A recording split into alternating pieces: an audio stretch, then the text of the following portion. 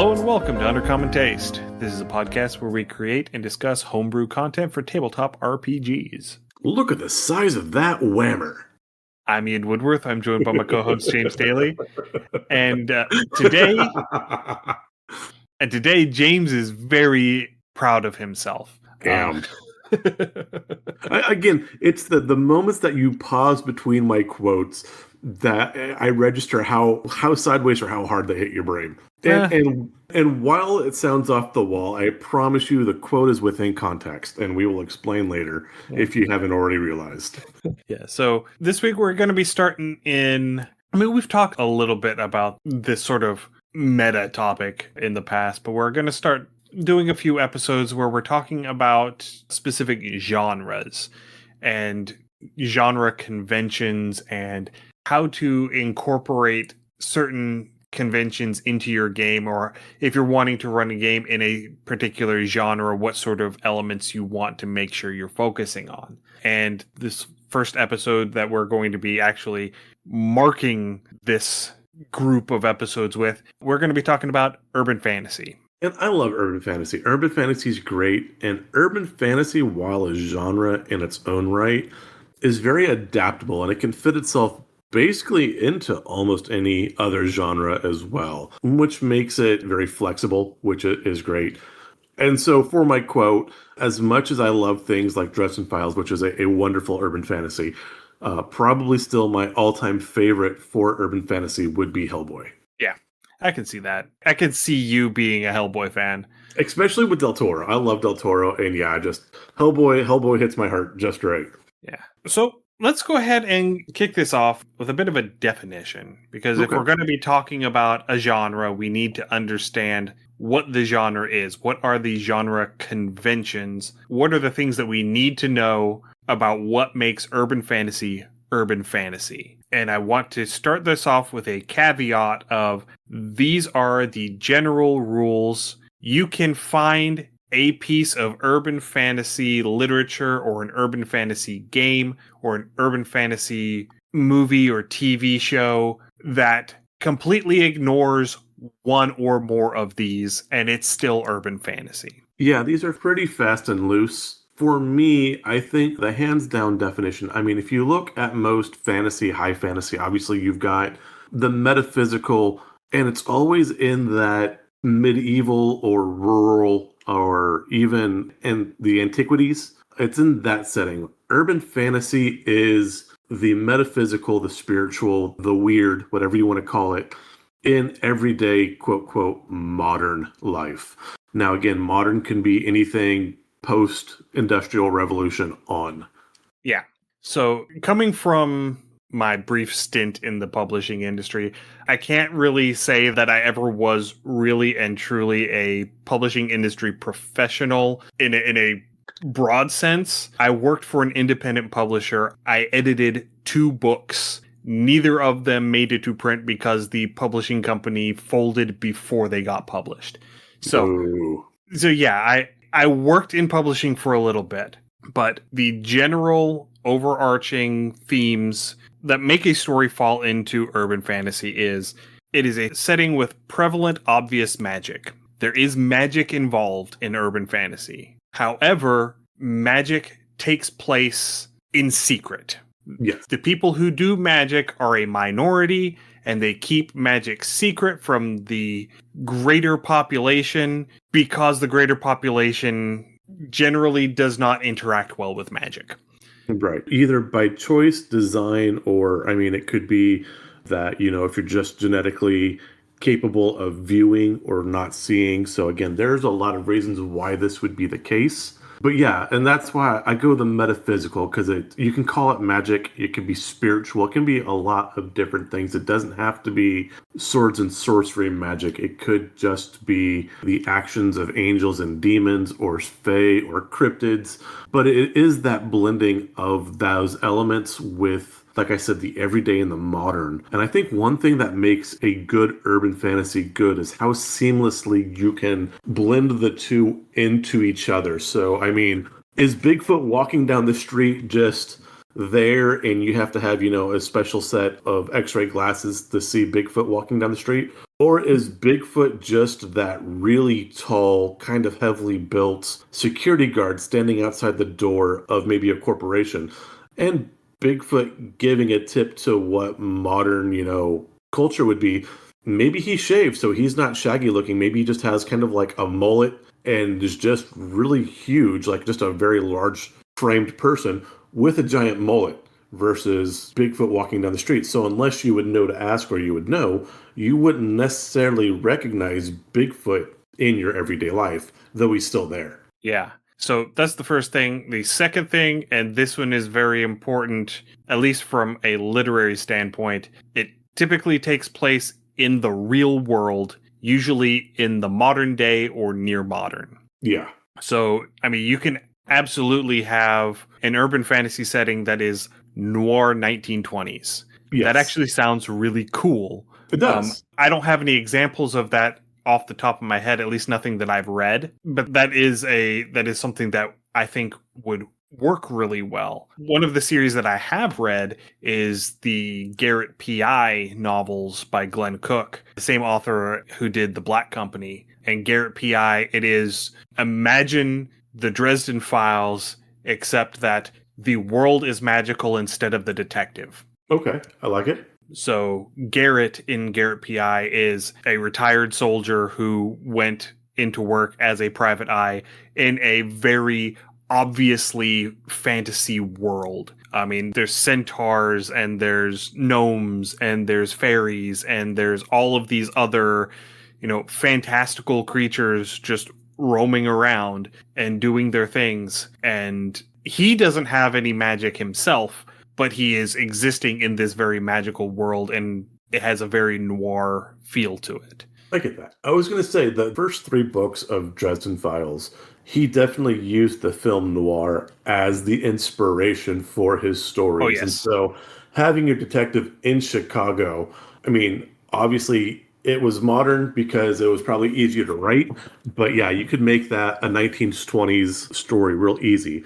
So with that said, looking at mechanics types, something like Old Gods of Appalachia screams modern fantasy, or urban fantasy rather. Yes, yeah, you could, if you're wanting to do sort of that noir feel, yeah, Old Gods of Appalachia would work really well. Call of Cthulhu works really well for that. Call of Cthulhu is almost urban fantasy by definition, almost. It would be, because if you look at the story of Call of Cthulhu, and it is set in that 1920s, early 30s. So yeah, I mean, Call of Cthulhu by itself is urban fantasy. It goes more to that existential cosmic horror as well. But as we said at the beginning, urban fantasy can fit itself into a lot of different genres. Yeah. So another aspect of urban fantasy is, as the urban part of urban fantasy suggests, it generally takes place in a city. Yeah. And the character of the city usually plays into the story. The city becomes a character in the story. It's not just window dressing. The fact that they're in a city is important, and the fact that they are in this specific city is important. Yeah, so strong examples of this, and not necessarily urban fantasy, but Gotham in the Batman comics, or New York in the Spider-Man and a lot of your Marvel comics. The fact that they are there and they're landmarks, and you just have a certain culture and what's the word? I can't grasp at the word I'm looking for, but really you do have a certain culture and ethos that generate around. So another way to view it would be like it's San Francisco, I think in Big Hero 6, where they did a blend of San Francisco and Tokyo, but you definitely have that Western feel. If you were like somewhere in Miami or Houston, you're going to have different, obviously, cultural and regional things. Fallout does a pretty good job of leaning into this theme of stuff as well. Right. Another literary example that I have for this is The City We Became by N.K. Jemisin. Okay. Where once a city becomes old enough and matures enough, it becomes its own sentient entity, which manifests in a person. I like it. And the whole story is about New York City is trying to be born, and the 5 individuals who represent the 5 boroughs have to come together and find New York and make sure that New York doesn't get basically eaten by the cosmic entities that want to keep the cities from being born. The thing that feeds on prenatal cities, Okay. basically. So, talking about that, another literary example, and it's both literary and film now, but American Gods by Neil Gaiman Yes. is a great example of blending the metaphysical, the magical in with everyday life. And again, so something like that, if you've seen American Gods, that would be another great example of urban fantasy. Yeah. And then I've already touched on this. Practitioners of the magic have to keep it secret from the non-magical general public for whatever reason. And the last one is there's often some element of the supernatural at play. So that would be your fairies or your vampires or your dragons or your cosmic entities and any of those sorts of things. There's usually something that is beyond humanity involved. Yes. Yeah, absolutely. With this too, you can also take this, I mean, and you start blending lines, but if you wanted to take the city we became an example of something, but if you had something like a sentient AI trying to emerge, so maybe this is the way that, the Fae are trying to express themselves now through, cyberspace and technology.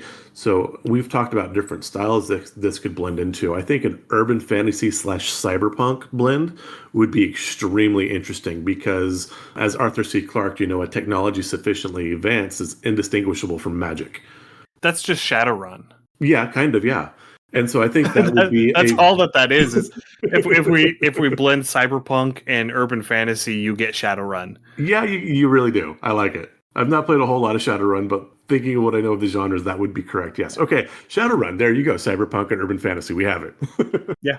I mean, there are lots of different examples of the different ways that you can go with this. You can have a setting where the magic is big and flashy, kind of like Dungeons and Dragons magic, or you can have it where it is small and it is subtle and it is something that encourages certain outcomes that isn't necessarily going to be, I mean, you're not going to be throwing fireballs at people, but you might be able to scry on something, right? Yeah.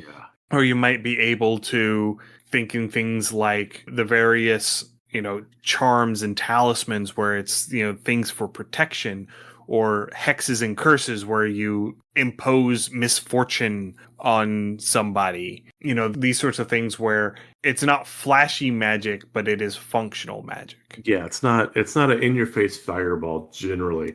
And again, because as Ian said, for most part, you're trying to keep your magic and your metaphysical kind of quiet.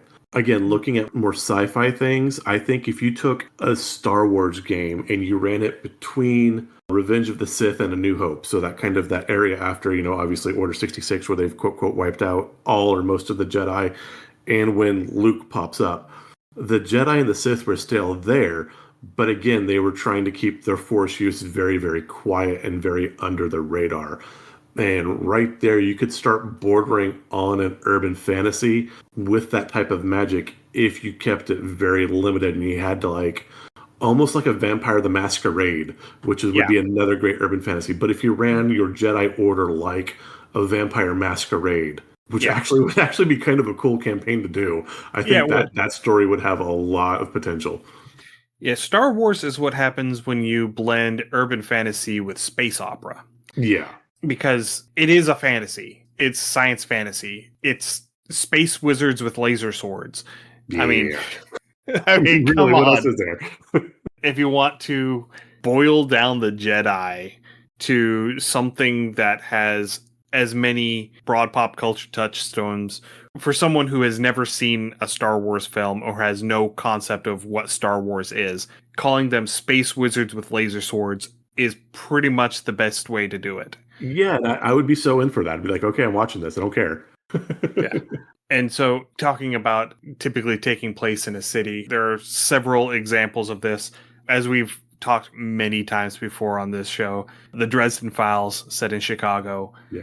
There's one from the 80s called War for the Oaks by Emma Bull, which takes place in Minneapolis. Ooh, okay. It's on my TBR. I haven't read it. My wife read it last year, and she really enjoyed it. Basically, as I understand it, the city of Minneapolis is expanding, and the fairies are basically fighting back to prevent it from expanding. I Okay, I like think that. it is a conflict between humans and fairies. Okay, so you get some of the like the Earth Liberation Front Fae. I guess. Okay, Um, I like that. Another example, because you brought up vampire, they made a Vampire the Masquerade TV show called Kindred the Embraced, which took place in San Francisco. And so, Which was a weird choice because most of Vampire the Masquerade takes place in Seattle. But meh. yeah, That show in the 90s was it had potential. I'll leave it at that. It had there, potential. there were choices that were Choices were made. made. I am not going to assign value to those choices, but choices were made. Absolutely, I agree. Trying to think. I know of some, and for the life of me, I can't. Neuromancer. Neuromancer is more cyberpunk. It is the It is the foundational quintessential essential cyberpunk. Yes. cyberpunk, yes. But with this too, the cities they're in, they have a couple cities that are in Southeast Asia, and those cities do play a very strong role. Same with Blade Runner and that point where they're in LA, but again, that urban surrounding, the fact that you're in a densely populated area, the people are poor, plays a huge role. If you've played early Final Fantasy VII, or if you've bought the remake, and I think it's just the first quote quote chapter of the remake, but the city of Midgar, you have that same feeling where you are in a densely populated area. You have the rich are on literally a separate level than everyone else versus the poor that live in slums. Altered Carbon, again, more cyberpunk, but again, the city itself is a character within the story. Right, yeah, because you have to understand the stratification of the city in order to understand what's going on in the background, what the conflict, what the tension in the story is. And with that too, when you're dealing with an urban setting or an urban fantasy setting, you do kind of want to build that tension between the classes, because if you take that back to, again, a high fantasy setting, you have your lords, you have your vassals, you have your merchants, you have your serfs, and you do have that very strict social stratification. Modern society, we generally don't have those now, but you do have, obviously, your wealthy, your government, your aristocrat, those living in the slums. So you do have that social stratification. And if you can magnify that for your story, that just kind of helps develop a bit of that tension for your characters. Right, yeah. And you touched on this a little bit when you were talking about different cities. The city that you pick is going to color the narrative. Yes. New York City is a very different city to Chicago, is a very different city to Miami, is a very different city to LA, is a very different city to Las Vegas. Is very different than Rome, which, I mean, you could totally do a Yes. fantasy in Rome or London as well. Yeah. And is very different from like Waterdeep. Yeah. You know, because we have a kind of successful adventure that they designed for 5e for Waterdeep. It's sort of ish. all of the feedback that I've heard for Waterdeep Dragon Heist is that it is incredibly linear and it doesn't touch on most of the city, which is a shame. But you have settings within D&D, which are cities, which are huge cities. You know, you have Waterdeep, you have Baldur's Gate, you have Neverwinter, Waterdeep being the largest of these by far. And, you know, you have these urban settings where you have to approach it differently than if you're just adventuring through the wilderness, because they are so vastly different. Yes. And I think, honestly, doing this, we might want to visit in the future, maybe next episode or in a couple episodes, but examining and actually building up or world building a framework for this, because again too, what's your population density of the city? How crowded is it? Is it super packed like a slum? Is it more spaced out like suburbia? What's the weather of your city like? Is there any environmental factors? Is there pollution? Is it clear? Is it clean? Is it hot? Is it cold? How are the people? Are they xenophobic or are they accepting? So is everybody just like humans, or everybody just dwarves in your city? Like, again, if you went to a mountain hall, you know, where they worship Moradin, everyone's going to be a dwarf. So if you walk in as a bald gnome, they're going to look at you very strangely versus if you walk in as a dwarf. Or if you had a metropolitan city like Baldur's Gate, where you've got everybody mixing in. These are all different kinds of things to account for your characters too. And also how you're going to have whatever supernatural or spiritual or cosmic forces that are going to interact.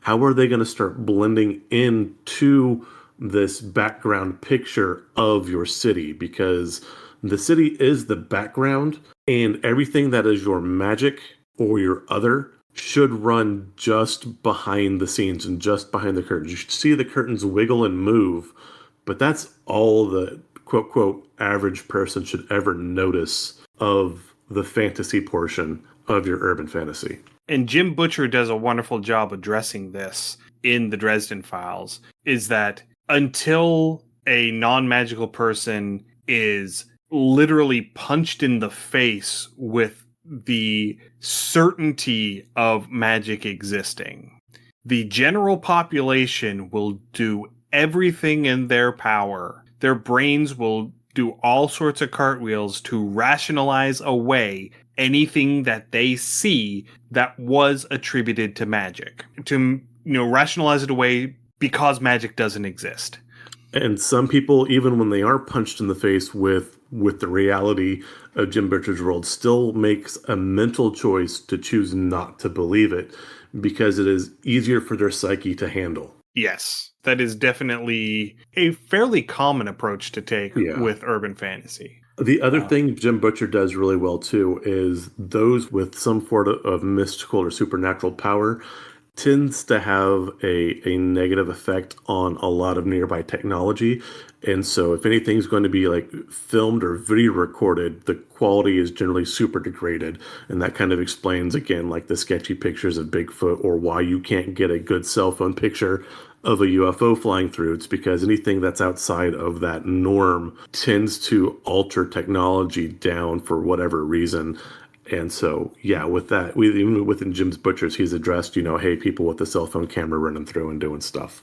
Yeah. So we've got some other examples of different approaches to urban fantasy media. Another one that is on my TBR that sounds very interesting and is something that I've been wanting to read for a while is Jade City by Fonda Lee. The Greenbone Saga, it's a trilogy, and it is an Asian origin sort of urban fantasy rather than a Western European origin, where Jade is the power source for magic. Ooh, okay. And the families that are able to use Jade to do magic are basically the nobility. Okay. And the base conflict in the first book is that a new drug has hit the market that lets anybody use Jade. Okay. I am seeing some bleed over from the first Dresden File book, Stormfront. Whether one was inspired by the other or not, I don't know. But that is a trope that kind of pops up, is some sort of chemical alteration that gives people access to the metaphysical, be it a magical trinket that you pick up or, again, some sort of pharmaceutical or something along those lines, or a piece of tech perhaps that gives you access to that, which would be a good way to introduce your otherwise everyman common player character into this world. I think that's another thing to address too. If you are going to run an urban fantasy, why are your players able to interact with the metaphysical? Right, yeah. And another example, if you're wanting to go from a game side thing, from a D&D perspective, that's warlocks. Yeah, absolutely. Warlocks are people who don't have magic, who get access to a thing that lets them do magic. Yes, absolutely. D&D again too, within your Call of Cthulhu's, your Old Gods of Appalachia, again, some sort of binding, some sort of infernal contract. Absolutely. You could even run something along those lines with kids on bikes. But with that, again, that could be maybe they stumble upon an artifact of some sort. They pick up the Annabelle doll, and now they're exposed to all kinds of stuff, and they have to figure out either how to live with the world, stop the issue, or possibly just seal it away from themselves so they can live in ignorance once again. Yeah. And actually, I think too, if you were running a campaign or even a one shot, I think that's the choice you put in front of your characters, and each character might choose a different path. Do they try to seal it away? Do they join it? Or do they just try to separate themselves from it so they can ignore it? I think those are three really strong possibilities you could run within your story or campaign. Yeah, and that would be an interesting way to integrate inter-character tension, Yeah. to have people who are coming together because they all want to get to the thing or they all want to deal with the thing, but they have their own motives, they have their own desired outcomes. And so while they are an alliance of convenience as a party, their ultimate goals are diametrically opposed to one another. Yeah, absolutely. There are a handful of games that are built like that. That is one of the reasons why I really want to play the Alien RPG still, is each character is given their own secret goal that they have to make progress on for that character to level. And so again, yes, you are working in the Confederation for the time, but your own personal goals are paramount, or they should be. I think Paranoia was like that too, was it not? Yes, absolutely. Yeah. I was just about to bring that up because you have your primary quest, which the computer is giving you that you have to go through, but every character is also a member of a secret organization, and that secret organization is also going to give you an objective, and you have to figure out how to complete your objective for your secret society while also completing your objective for the computer while not revealing that you're a member of a secret society because that's not allowed and you'll get executed if you're found out. And then on top of that, everybody has a mutation, but you're not supposed to have mutations. Mutations aren't supposed to exist. And if you reveal your mutation, that is grounds for being executed. So there's a lot of contrivance going on whenever you're playing Paranoia to sort of balance all of Muddle that through. stuff out. Yeah. That said, you absolutely, absolutely, absolutely need to reach Dungeon Crawl Carl and It's then come back and consider Paranoia with the AI of Dungeon Crawler Carl. Oh my God, that would be amazing. yeah. Yeah, we've got it. They were running a flash sale on Audible Okay. a few weeks ago, and my wife was able to get it for 80% off all Oh, of the nice. books. Yeah, I saw that. I was going to grab it for Kim. I didn't, but I've got her. She's on the Okay. second book currently. Yeah, and it included the pre-order for the new one that's coming out Oh, later nice. this year. Yes. Yeah, I'm so excited. So it's in our Audible library. It's in the hopper. I just need to get around to starting it. Do it now. I'm trying to record an episode now, Oh, James. okay. Fine. Nah, wow. Anyway, some other examples. Some of the books that I have read over the years that would fall into this. It was one that I supported on Kickstarter, was The North Valley Grimoire by Blake Northcott. Okay. It is urban fantasy, but it is a magitech magic. Ooh. So magic exists. You can do magic the old-fashioned way, but the government is now they have a secret division that is making magical technology. Okay. Again, that feels very much, again, as I said, I love Hellboy, and the movies by Del Toro are amazing. I did not watch the modern one because I heard it wasn't that good. The comics that the Del Toro movies are based off of, though, are good. And it kind of runs along that line that you have your secret government agency that's kind of handling everything that goes bump in the night, but they bump back is how they state things. Right. And Blake Northcott she is in the comic book industry. She does stuff with, I think, Dark Horse comics. Ooh, I love Dark She's done Horse. it. Yes. She's written a few. I'm going to have to look this up now because I can't remember. I think she designed some covers for Heavy Metal magazine. Ooh, nice. She was writing some Barbarella stuff and some Vampirella stuff recently. But yeah, she's done some work for DC. She's done some work for Dark Horse. But now, her novels, were they just regular novels or were they graphic novels? This one in particular is a regular novel. Okay. I haven't read any of her other stuff yet, but... Gotcha. Speaking of Dark Horse, though, Spawn. Spawn kind of borders right between urban fantasy and outright horror. Spawn himself is not necessarily shy or covert about his use of magic and force, but by and large, the people in the city around him doesn't know it exists. And so they are going about their everyday life with that. Another good example that kind of hits that borderline really close would be something, and I'm not seeing too much of it, but Supernatural. supernatural kind, or Buffy the Vampire Slayer even too. You have that mirror, and that's right on the edge of either one. Right, yeah, and I actually have those on my list Oh as yes. yeah, as TV shows that would fall into that more the supernatural heavy Yeah. urban fantasy, but it still would fall into the category of urban fantasy. Yeah. One that it's sort of a I don't know if it would be considered a YA or I think it's more of a crossover, so that new adult or whatever, they keep changing the name of it. They can't decide what it is. It's that a little more mature than YA, but not quite a full like adult novel. Okay. So this is one that I picked up just because I found the title and I thought it was hilarious. The utterly uninteresting and unadventurous tales of Fred the Vampire Accountant. I love it. It was fun. The cast of characters ended up getting a bit bloated, and it ended up being one of those sort of super friends kind of deals. So the further you get in the series, the less I liked it because the more powerful friends he had to call on. And it just ended up becoming kind of Mary Sue-ish in feeling. But the first book is great because he is this very boring accountant and he gets turned into a vampire. He's given no guidance on how to be a vampire. He's just sort of abandoned. And so he is this vampire he's learned how to do it. He copes with like getting, blood bags from the blood bank sort of deal. He doesn't actually feed off of actual people, directly off of people, because he's not a good vampire. But he sort of figured all of this out. And the first book is him going to his 10-year high school reunion. Oh, okay. And it works. It works so well. I'm going to have to check this one out. That definitely sounds fun.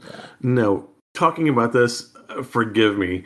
In my misspent youth, I was raised to be very, very zealous. But in the 90s, I'm sure most of us have heard of the Left Behind books. Yes. I never read any of them, but I am familiar with them. Oh, I read most of the series. I don't think I read the last 2 or 3. But the authors of the Left Behind books earlier in the 90s, and I'm like 91 to 94, wrote a series of books called This Present Darkness. And it was about the quote-quote spiritual warfare between angels and demons. And again, it was from a very evangelical Christian perspective. But with that, it does fit urban fantasy because the people were tempted and cajoled and influenced by the demons to take specific actions that could be simple or wide-ranging. And then obviously the main characters had their flight of angels protecting and fighting them. So you do see the people living their everyday lives while the angels and demons are having this eternal conflict and war around them within the spiritual realm that the people never get to actually see. It's just whoever wins or loses whatever moment or battle at that point would affect what happens to the main characters' lives and surroundings around them. Okay. But so, I mean, with that type of urban fantasy, and again, that is where the spiritual or the supernatural is running just behind the curtain, but still affecting everyone around them. Yeah. Another one that I read recently that was an amazingly written book. One that I have to put a caveat and a content warning on because there is a lot of gore. Okay. In this particular book. What's the 2 pints of blood amongst friends? Well, primarily because the main character becomes a forensic cleaner. So somebody who comes in and cleans up crime scenes. Oh my. Oh my. Yeah. And some of the stuff gets really graphic. Okay. And those sorts of things don't bother me, but I recommended this book to my wife. And she told me after she got done with it that there were times when she had to stop reading it because she was on her lunch break. I never would have imagined that body horror would get to Kate. Well, it's the nature of the body horror. Okay, fine. Just the description and the graphicness of it. Okay. And the fact that she was trying to eat lunch at the same time. And fair. What's a little meatloaf amongst friends when you're talking about disemboweled organs, right? but the book is Bat Eater and Other Names for Cora Zhang by Kylie Lee Baker. It starts off in the middle of the COVID crisis. and like in the middle of lockdown, and she doesn't pull any punches from the beginning. I like it. I'm actually here while we're doing this. I'm going to take a moment, and probably not now, but I think probably pretty close to after this, if I don't, ADHD scroll brain. I think putting a reading list on our general tab within our Discord, because we do consume a lot of media. And I think some of these, especially for inspiration or just for good stories, would be a great thing to put up for our listeners and say, hey, here's a reading list of things that we suggest that tie in to whatever our current topic may or may not be. Yeah, I think that sounds like a pretty good idea. I can probably manage that. Okay. Yeah, and yay, new ideas. The muse has struck again. Yeah. Chaos, we will roll for chaos. Notice that James said, we should do this, and not, I'm going to do this. Well, I was getting ready to, and I'm thinking it means like, I'm going to do it. I'm like, 1, 2, 3, not it. I have ideas. That's my job. My job is ideas. Yep. We have established that your job is the ideas and my job is the execution. But yeah, so, and a lot of the other books and shows and stuff that are on my list are stuff that we have already talked about. I think the only other one really that is on my list that we haven't mentioned yet are the Basilog books. So starting with Perdido Street Station by China Mayville. Okay. That's another one that is on my TBR. My brother-in-law really likes China Mayville stuff, but from everything that I have heard about it, it's weird. It's like, okay. It's really weird. I can handle some weird. It just depends on how far weird goes. But like the magic involved in Perdido Street Station is thaumaturgy. Ooh. So there's a lot of it's just an unusual approach to magic. It's an atypical magic. I like it. And from what I understand, there's lots of rules around it, and the rules aren't always intuitive. Magic should be a little confusing. I agree. Especially in an urban fantasy, because if it was easy to access, everyone would have it. So again, that bit of confusing or muddiness to confound what magic is and does, I think does fit a lot of urban fantasy settings. Yeah. And I also like urban fantasy where, yes, the magic exists. Yes, the magic is powerful. We don't use it because it is no longer practical for us to use it in our modern world. I like that too, yes. Or it's unreliable, or we have better methods, yeah. Yeah, or it's like if you were to pull Dungeons & Dragons into our modern world, and you have a cleric. And the cleric has cure disease, they have cure wounds, they have, all of these other lesser restoration, they have all of these spells to heal people. The issue is that unless you have an incredibly high level cleric, and even then, there is a very finite number of people that they can help in a day. Right. Yeah, if you had a cleric and you have, maybe they're level 2 or 3, you've got heal minor wounds, that's like 1d4, 2d4. You might fix a scratch, you might fix a broken bone at absolute most, and you're done. You can't do anything else until you take, quote, quote, a long rest. So you're done you can help one person. Yeah. I mean, a first level cleric, I think, has 2 first level spell slots. Yeah. And so you can cast cure wounds twice in a day. And given that most characters within a setting that even get PC levels don't advance beyond, say, level 3. Yeah. That's not a whole lot. And so you would have to be at least level 3 in order to cast Lesser Restoration, because it's a second level spell, I think.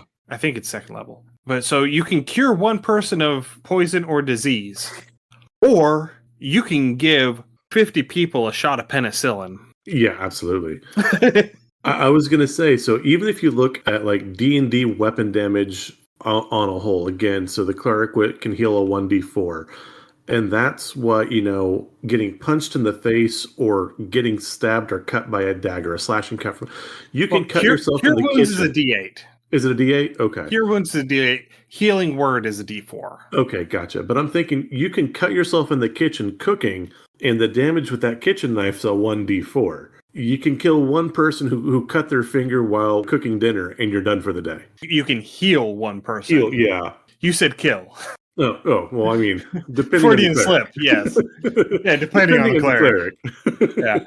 And, if you look at the various arcane spells on the wizard spell list, most of them are not useful in a mundane setting. Yeah.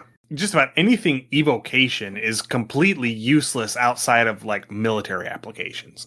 Right. It just Your gun's going to be a better cast of magic missile than magic missile would be. yes, and I can fire 300 missiles out of my gun without any issues, as opposed to a first level wizard being able to shoot what, four, Yeah. eight missiles total. No, it's like if you use 'Cause both it's- spells, yeah. Yeah, if you use both spell slots. Yeah. I used actual missile. Yes.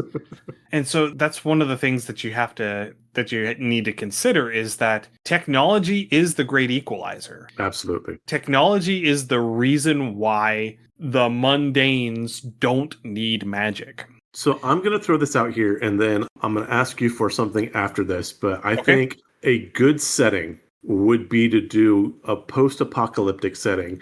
Technology, for whatever reason, EMP, war, the power grid went down. Technology has failed and magic is starting to seep back in. So people that may have innately had the ability to cast magic missile and not fully understand. So now, again, that canceling force of technology has been eliminated and the magic and the metaphysical has started to seep back in. And so you're describing Shadowrun again. Again, it happens. But what I'm going to say here is I think here we've discussed the parameters for urban fiction fairly well. And I think if we come back with our next episode and we start world building an urban fantasy setting for and with our listeners, I think we are at a good bridge point if we wish to do that. Yeah, I think so. I think we have established pretty well what urban fantasy is. Yeah. We've provided some examples. We have talked about the different elements. I feel like we have really, really hit on a lot of them. Yeah. So next time we come back, I think we're going to sit down. We're going to flesh out the hows and whys of our magic and our metaphysical, and maybe start building up our location as well. Because as we said, your location, your surroundings, and your settings is as much of a character as the metaphysical. If not, they're as much of a character as any of the NPCs, absolutely. And maybe even as much of a character as the PCs themselves. Right. Yeah. I don't have anything. Yeah. No, I mean, at that, yeah. So I think just a general agreement there. Yeah. Yeah. So yeah, I think that's a pretty good idea. That's a pretty good place to wrap up. So this episode is going to be a little bit shorter than our typical episodes, but that's okay. We've left ourselves a good segue. Now we could push that extra 10 minutes, but I think that would kind of flub into, if we wanted to do a second episode, I think we'd wind up stepping on our own tail. Yeah.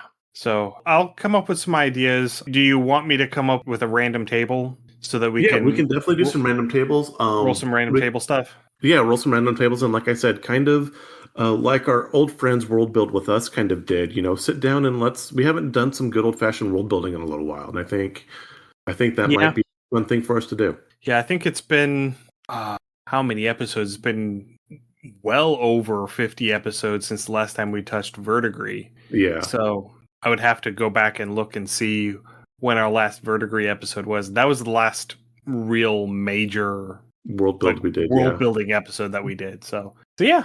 I think we were looking at Isla Fera at one point because we were going to build off of Verdigris and kind of expand our region. But yes. Yeah, we were going to be talking about Isla Fera. I don't know that Isla Fera would be a good candidate for this particular episode. I think we need something. I don't think so. We need something outside of my D&D homebrew world. Yeah. In order to really drive home how this works. Oh no, we get to build from the ground. I love it. Yeah, no, I mean, I'm heartbroken. Oh noes. Don't throw me in the briar patch, Brer Bear. Anyway, so thank you everyone for listening today. We hope you've enjoyed this episode. If you have any comments, suggestions, or ideas, or if you have anything that you would like to see added to this urban fantasy setting that we're going to be making next episode, send us an email under commontaste@gmail.com or come join us on our Discord, and you can tell us directly through our Discord. You can find a link to the Discord from our website under commontaste.com. You can also find links there to our itch store, undercommentaste.itch.io, and the Patreon that I still haven't canceled yet. Still lingers Patreon.com. on. Yeah. Patreon.com/undercommentaste. I need to migrate all of the documents and stuff off of it before I close it, just to Yeah, make sure that I keep access to everything. yeah, the spoon count is low right now. It's springtime. We've got a lot of things kind of happening all at once, and it's just Yeah. the time of the year. I am a small business owner who is trying to small business, and it's hard. Fair. If this is your first time listening, we're very happy you found us. You can find our other episodes. Just search Under Common Taste on your podcatcher of choice, or feel free to join us next week as we start our world build and start a whole new adventure with us as we start from the ground up. Stay safe, everyone, and we will see you again in 2 weeks. Happy gaming. Thanks for joining us for another episode of Under Common Taste. Our theme song is Massacre Anne, written and performed by Mary Kroll and used with permission. You can find Mary online at marykroll.bandcamp.com or on Patreon at patreon.com/Dr. Mary C. Kroll. Our logo is by David Sutherland. You can find more of David's work on deviantart.com/David Sutherland or on instagram.com/Willex_73. We'll be back in 2 weeks, so stay safe and we'll see you then.